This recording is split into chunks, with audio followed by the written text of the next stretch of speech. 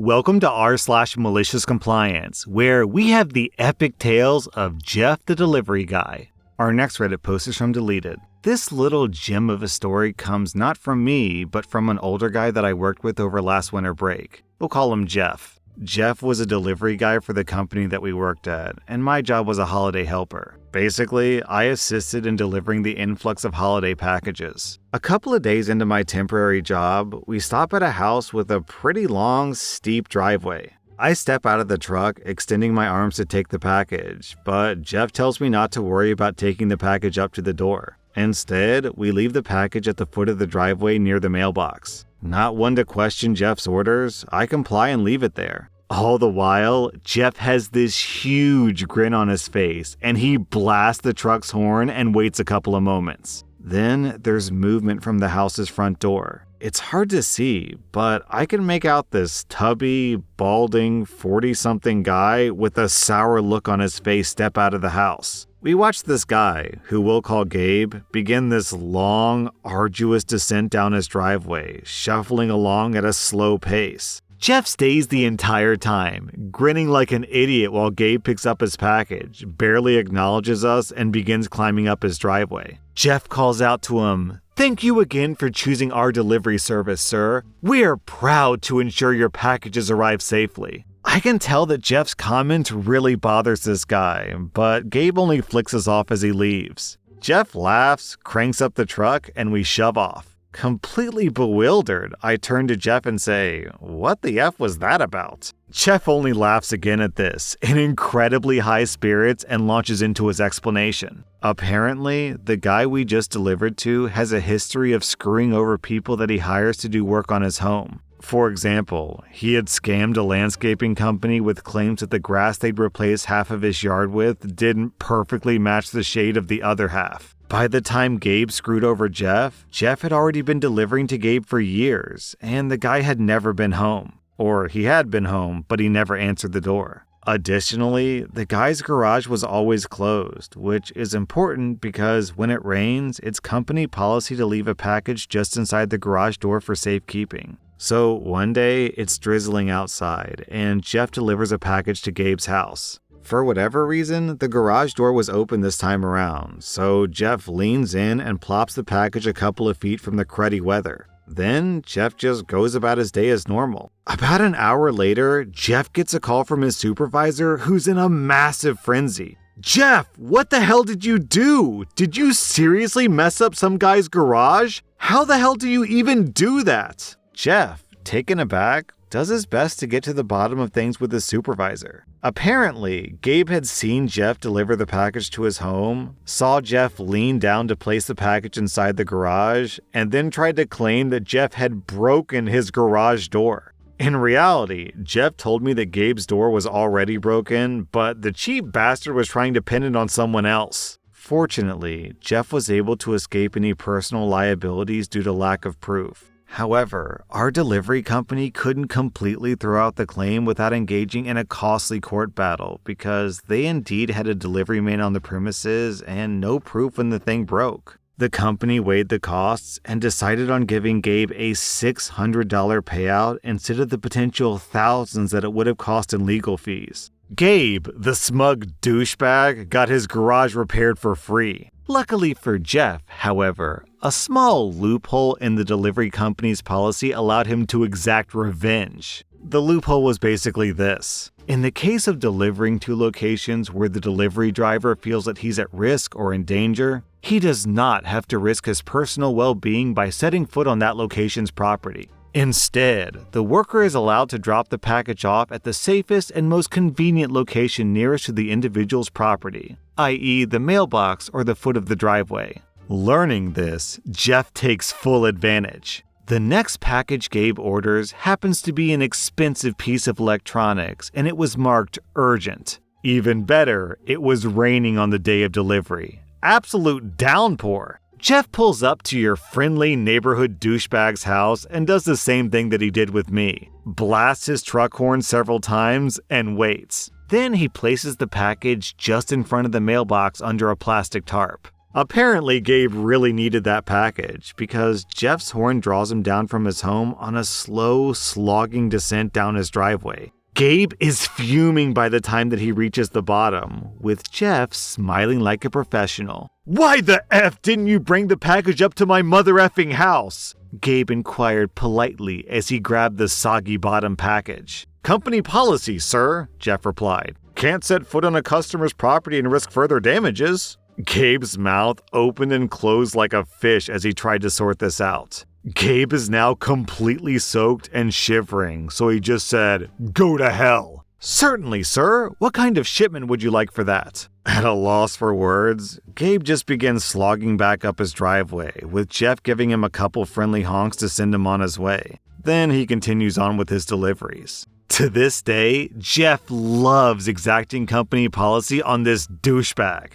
Then OP shared another story about Jeff. "So one time, I was delivering a package up to this guy's house, Kevin. Kevin was just bringing his 2 huskies back from a walk as I approached. Kevin eyeballed me suspiciously and said, 'Who the F are you?' Me, holding a massive package, said, 'I'm a delivery person. I've got a package for you.' 'The F you are? Where's Jeff?' I nodded down the road. 'Delivering a package to someone else?' 'Oh, that lazy douchebag, letting the young kids do his dirty work, eh?' 'No, I signed up for this.' 'BS! That bastard's blackmailing you. What's he got on you, huh? Adult videos? Nudie mags?' 'No, I'm just delivering packages and getting paid.' I set the package down, but Kevin decided that it was his civic duty to escort me back to the truck. As we went, I had to deliver another package to the house that was next to Kevin. For whatever reason, this house was absolutely riddled with 'Keep Out' and 'Private Property' signs. All these signs were for a front yard that was perhaps 20 yards long and 10 wide. Nothing special. Just a couple of trees and dead grass. But you would have thought that house had an effing nuclear missile silo with all those warnings. To make matters weirder, I saw the home's resident, a willowy old lady, peek through the curtains the entire time that I walked up, delivered the package, and returned to the street. Kevin kept me company the entire way, and I could almost swear that he glared daggers at the old lady. Relief came for me when Jeff finally came back to me. Eventually, Jeff came back to the truck. The first thing Kevin said to Jeff was, "Caught another one of your little cocksuckers on my property. Don't you train them?" Jeff must have realized that I had no clue what was going on, because he just laughed good-naturedly with Kevin and told me to sort the packages in the truck. I did so while Jeff talked with Kevin. When Jeff finally got back to the truck, I immediately said, "What the F was that about?" Jeff had the decency to look embarrassed as he scanned a couple of packages and said, "He's a character, right?" I said, "Yeah, no kidding." Jeff pointed at the house with all the warning signs and said, "See those signs? Those are because of Kevin too." Jeff explained that apparently Kevin and Karen had been living next to each other since before Jeff started working that route, more than 2 decades. Their houses were situated on a corner with their yards pressing up against one another and separated by a wooden wire fence. Kevin and Karen absolutely despised one another, but mostly kept to themselves if they could help it. A few years back, however, when fall was in full swing, Karen's paranoia began acting up. She regularly thought up ways in which the world was trying to invade her personal life, mostly in the form of packages that Jeff delivered to her that she seemed to have forgot that she ordered. Anytime that Jeff rang the bell, Karen would peek through her blinds and stare at him like he was an alien from a hostile world. Karen decides that the leaves falling from the trees on Kevin's yards are being blown into her yard on purpose. This is a full-on grievance orchestrated by the combined efforts of a foul-mouthed lunatic and the forces of nature. This could not stand. So Karen toddles over to Kevin's house and promptly chews him out for his devious schemes. She's clutching a handful of dead leaves for good measure and tosses them in his yard as she accuses him of spreading his organic filth all over her precious property. At the end of it, she snidely tells him that she better not find a single leaf of his in her yard or she'd call the cops. Kevin, to his credit, only nods and says that he'll make sure that his leaves fall on his property. A week later, Jeff tells me that he's delivering a package and he happens upon a peculiar sight. A positively massive pile of leaves is clumped up in the corner of Karen's backyard, almost buckling the fence in because of the weight. Then he sees Kevin riding at the helm of a heavy-duty lawnmower with some kind of bulldozer-like attachment on the front end. It's filled to the brim with leaves, which Kevin is promptly lifting above the dividing fence to Karen's property and dumping into the pile. When Jeff asked what the hell he was doing, Kevin only beamed with pride. "That crazy old bat wants us to keep our leaves to ourselves." He gestured to the pile that had amassed in her backyard. "Well, I've been keeping very strict tabs, and all those leaves came from her yard, so I'm giving them back." Jeff is floored by this, and rather impressed, so he says, "What does she think about that?" Kevin laughed and pointed over at Karen's house, where two beady gray eyes glared at them through the blinds. Kevin said, "She's flipping the F out, but it's her rule. I'm just following orders." Unable to do much else, Jeff just gave Kevin the package and told him to expect a visit from the cops at some point. Kevin just smiled. "Can't effing wait." Karen did end up calling the cops, but just as Jeff suspected, there was little they could do. Kevin did get a warning for being a public nuisance, but he hadn't been doing anything illegal, and Karen did have to explain why he was doing that in the first place. That didn't stop Karen from going out and buying a bunch of keep out and private property signs. If anything, it just increased her paranoia. And Kevin was all too happy to let any and all of the world's leaves fall into his yard. He didn't really care. He just wanted to show Karen that he'd heard her loud and clear, leaving no room for error. After hearing this story, I began to understand why Kevin had been so abrasive with me at the beginning. He just didn't really have a filter. Then OP posts another story.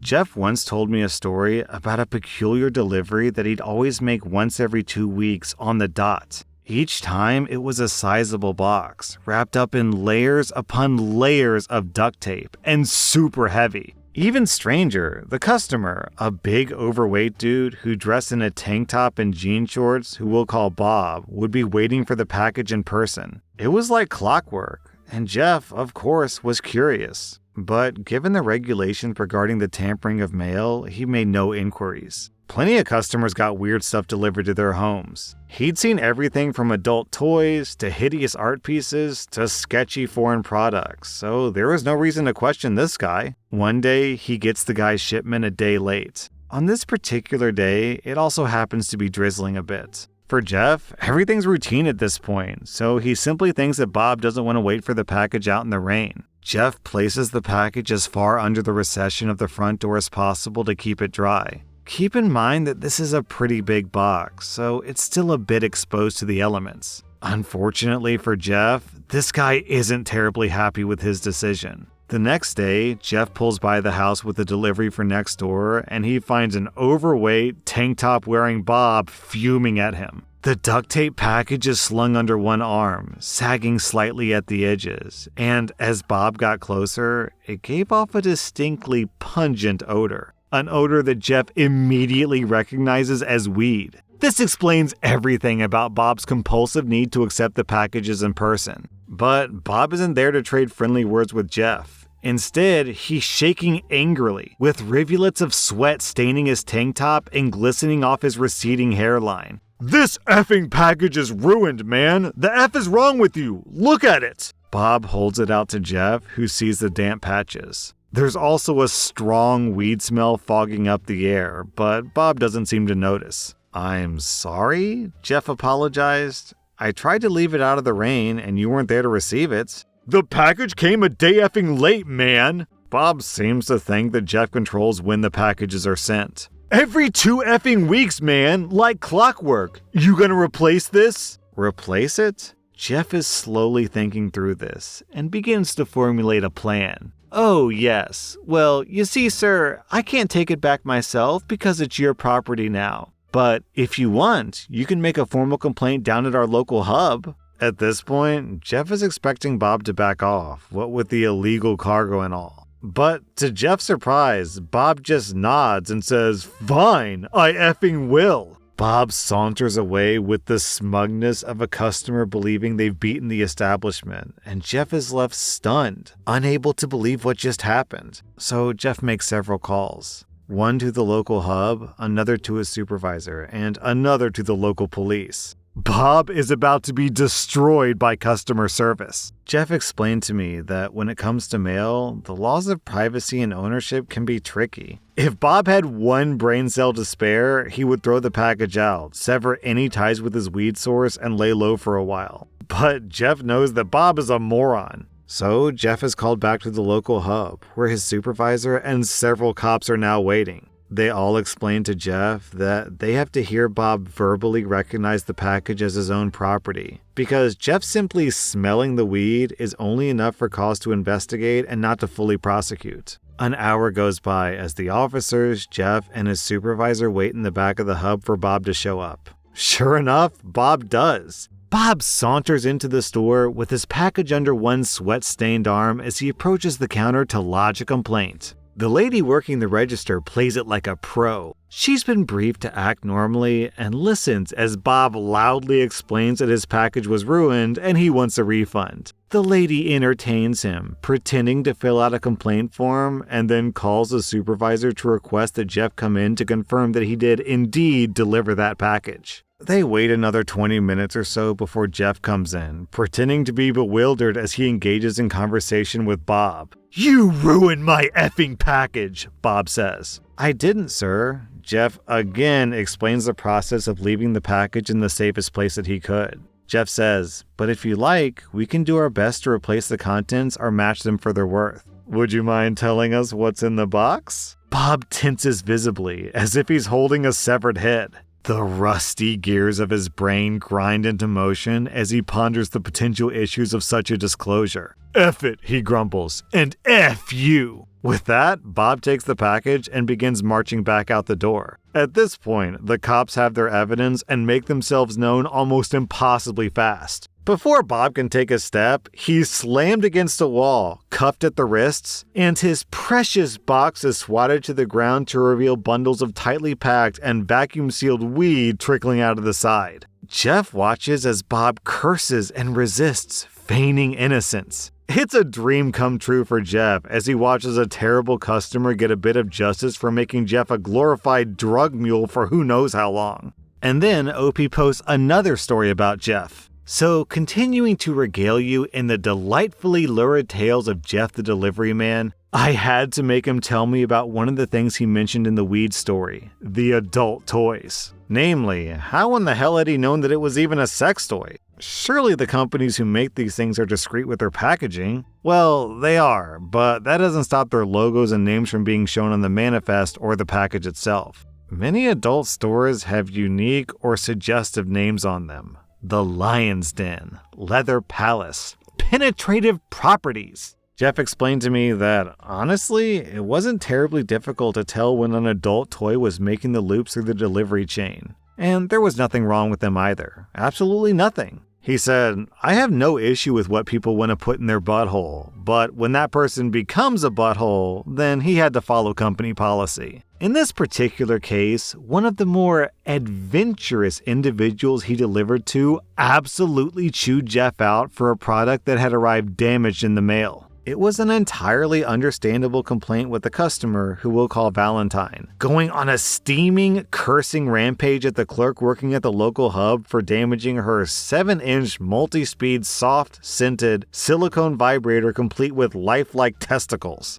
Apparently, the order was a bit fragile, and the gentleman in charge of packaging this gadget hadn't insulated it enough with cushioning. Jeff was in the vicinity of the woman's wrath when she angrily barked at the poor teller working the hub's till. Valentine's dildo, which she waved around like an undercompensating lightsaber, had snapped at the base due to improper packaging. At this point, Valentine was actually in the right because the toy had been damaged en route. So Jeff and the worker at the till direct Valentine to fill out the appropriate forms for damaged properties, which the lady went about doing in a fuming rage. Jeff told me that he was pretty sympathetic to her in spite of her ramblings due to the sheer courage it must have taken to lodge a complaint about something like that, let alone wield it in public. But, alas, Valentine would go on to do something that would forever banish her to the netherworld that is the utmost customer care of the XYZ delivery company. As Valentine was ready to leave, she turned back to the till worker and pointed her dildo vengefully at her. "Make sure it's packaged right next time, or I'll shove this thing down your throat." Then Valentine left,